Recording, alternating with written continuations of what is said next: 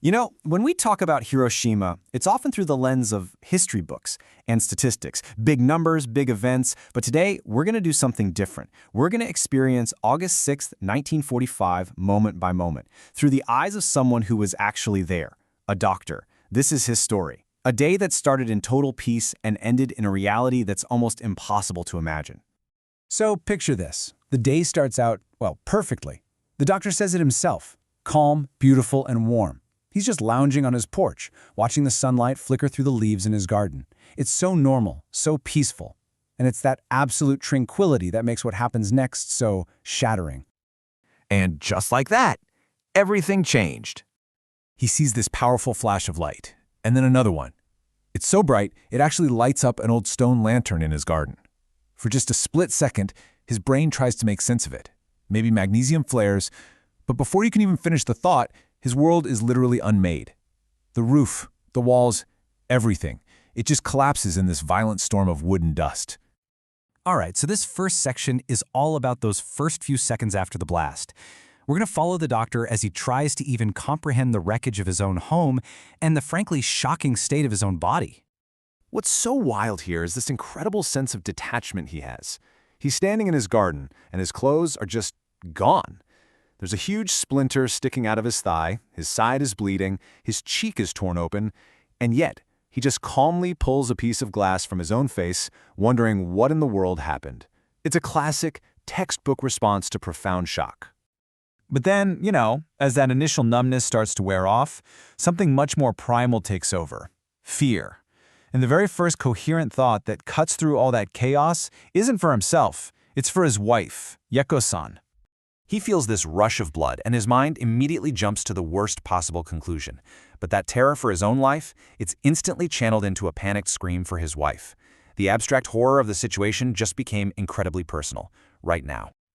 And then, she appears from the wreckage. She's pale, blood-stained, holding her elbow, but she's alive. And in that one moment of reunion, standing in the ruins of their home, they both have the same single instinct: we have to get out of here. So as they make their way outside, the true horrifying scale of the devastation really starts to reveal itself. And the human cost? Well, that becomes terrifyingly clear. They're just trying to escape, stumbling through the street, when something on the ground trips them. They both go down. In all the dust and confusion, they can't see what it is at first. This moment, it just perfectly captures the complete disorientation of trauma. He realizes they've tripped over a human head. The man had been killed instantly by a falling gate, but the doctor's mind, just reeling from shock, defaults to politeness. He actually apologizes to a man who is already gone. And the chaos is just escalating. A whole house nearby just tilts over and collapses. Fires are starting to spring up everywhere, fanned by the wind into these huge infernos. But through all this hellscape, the doctor's professional identity starts to bubble back up. He knows he's hurt, but his sense of duty is pulling him toward the hospital. He has to go help his staff. And this sets up this incredible conflict between his mind and his body. His mind is screaming at him, "Go, help people." But his body, battered and in shock, is just saying no. His legs give out. He's hit with this overwhelming thirst. In that moment, he's a doctor who can't even begin to heal himself. So this next phase of the journey, it becomes a lot more psychological. It's marked by this total breakdown of normal life, but also these small, unexpected moments of humanity and some incredibly difficult choices. Think about this. He finds himself completely naked in public, but he feels no shame. And the lack of that normal human feeling is what's so disturbing to him. But then, right in the middle of this total societal collapse, there's this quiet moment of grace. A soldier, a total stranger, just wordlessly hands him the towel from around his own neck. A tiny act of kindness when the world is completely fallen apart. He knows he's slowing her down. His legs are stiff with dried blood, they're just refusing to work. So he makes this absolutely heart-wrenching decision. He tells her to go on without him. She resists, of course, but as he puts it, in our distress, what choice had we? When she finally leaves, he says he's just overcome with a dreadful loneliness. So now he's all alone, and his perspective starts to shift outward. He kind of stops focusing on his own pain and begins to really see the collective suffering that has just consumed the entire city. He sees what he can only describe as a parade of ghosts, or maybe scarecrows. People are just shuffling along, totally silent. and they all share this same, very strange posture. Their arms are held out stiffly in front of them. It's just a haunting, surreal image. At first, this posture is a total mystery. It's just bizarre. But then his doctor's mind figures it out, and the reason is horrifying. Their skin was so badly burned that any friction, even their own arms touching their sides, was just excruciating. Holding their arms out like that was the only way to get a little bit of relief from the agony.